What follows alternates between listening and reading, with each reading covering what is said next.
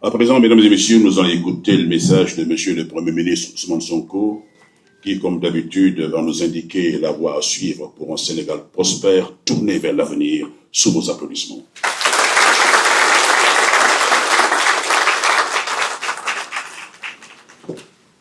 Merci beaucoup.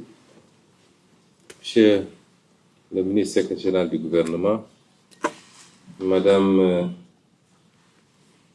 la secrétaire d'État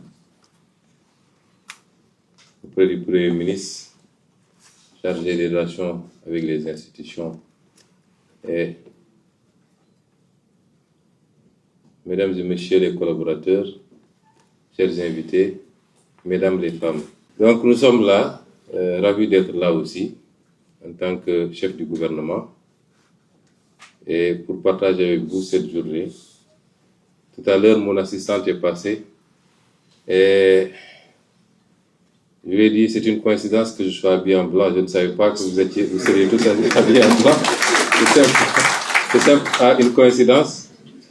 Et je lui ai dit, quel est le programme? Elle me dit, on a 3 ou 4 panels. Je lui ai dit, mais vous, un jour ouvrable.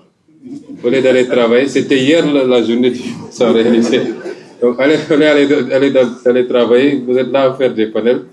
Ça veut dire que toute la journée aujourd'hui, vous n'allez pas travailler. Je suis donc ravi d'être là, de partager ces quelques minutes. Malheureusement, à partir de 10 heures, nous avons une réunion de l'autre côté au palais. Je ne pourrai pas être là plus de 10 ou 15 minutes. Mais c'est pour marquer aussi l'importance que constitue la femme et les femmes pour toute société qui se respecte, et particulièrement la société sénégalaise, dans laquelle nous avons tous été éduqués dans ce bon vivre ensemble avec nos sœurs, nos mamans, nos épouses que vous êtes. Et nous tenons à perpétuer cette tradition. Notre vision de ce que doit être la femme, je crois qu'on l'a suffisamment explicité à travers nos discours, à travers nos récits, mais également à travers les ouvrages que nous avons publiés, mais aussi à travers nos programmes politiques. Il ne s'agit pas de parler d'égalité, il s'agit simplement de tout faire pour que chaque femme ait ce qu'elle mérite. De la même manière que tout homme doit avoir ce qu'il mérite. De par son mérite, c'est important, nous devons travailler à égaliser les chances, mais à travailler même à discriminer légèrement quand il le faudra, pour permettre aux femmes de rattraper ce gap. Quand j'étais aux impôts, j'avais tendance à dire que si on veut régler un certain nombre de problèmes liés à la corruption, il faut confier aux femmes toutes les responsabilités ou aux manipules de l'argent. Toutes les responsabilités. Parce que les statistiques ont prouvé que c'est malheureusement la zone qui est la mienne, qui est la plus exposée à certains phénomènes, notamment la corruption, aussi bien en quantité qu'en volume. Tout à l'heure, en venant, j'ai discuté avec Madame le ministre de la Justice, elle me dit que les statistiques carcérales, c'est qu'il y a 3,4% seulement de femmes dans les prisons. 3,4% de femmes. Tout le reste, c'est les hommes. Ça veut dire que les femmes respectent beaucoup plus la loi et les règles de la société. Et c'est pourquoi aujourd'hui, si on veut bâtir un pays, on ne peut pas le faire sans les femmes. Le pays qui avance sans ces femmes est le pays qui n'avance justement pas. Et c'est pourquoi nous allons continuer à travailler, à poser des mesures concrètes. Je peux annoncer parmi ces mesures-là la réforme foncière, surtout en zone rurale, qui devra permettre aux femmes d'accéder à la terre, qu'elles sont les plus nombreuses à travailler d'ailleurs en zone rurale. Permettre aux femmes d'accéder beaucoup plus, et beaucoup plus généralement, aux responsabilités. Avant-hier, le mercredi passé, en Conseil des ministres, je faisais le tour de la table de réunion et je regardais les ministres et je décomptais. Bon, on a, je crois, 5 femmes, n'est-ce pas, Marie-Rose? 4 femmes. Et je décomptais. Je me disais, bizarrement, si on me disait en qui tu as confiance le plus dans cette salle-là, je dirais c'est les 4 femmes-là. Parce que je sais qu'elles trahiront pas. Parce que je sais qu'elles trahiront jamais.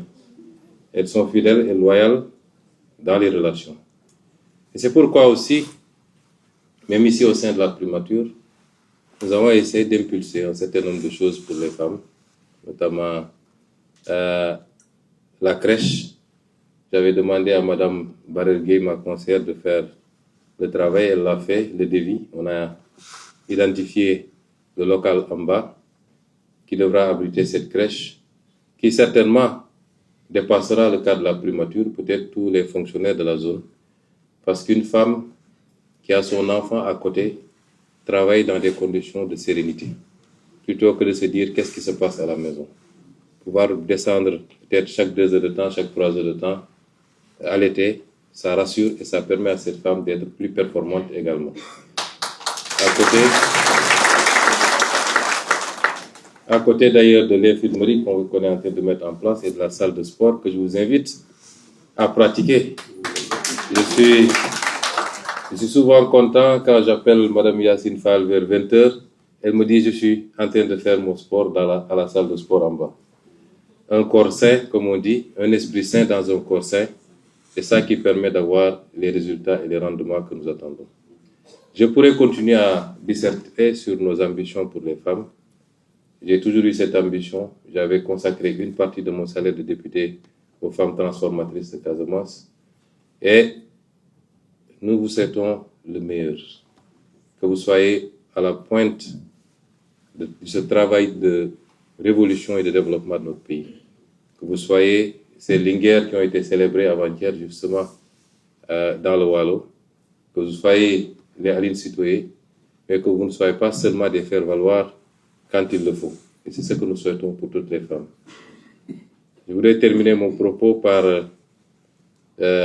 vous féliciter tous et vous remercier pour le travail que vous abattez. Je pense qu'on a dépassé maintenant l'ère où, dès que vous parliez d'une femme dans la fonction publique, on vous disait qu'elles sont là pour se maquiller. Aujourd'hui, parmi les plus performantes figurent les femmes.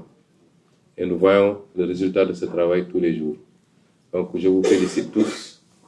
Je fais une mention spéciale à mes assistantes, Mme Top et Mme Saré, et particulièrement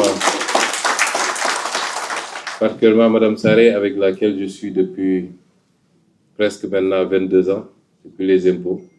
Une femme dévouée, loyale, compétente. Et je voudrais lui rendre hommage et à travers elle, vous rendre hommage à tous, à toutes, et vous souhaiter une très très bonne fête de 8 mars, que ce soit une fête qui ouvre les portes du progrès, du progrès pour les femmes, de toutes les femmes du Sénégal et toutes les femmes du monde, du rehaussement de votre place dans cette société, aussi bien dans les foyers que sur le champ du travail. Je vous remercie.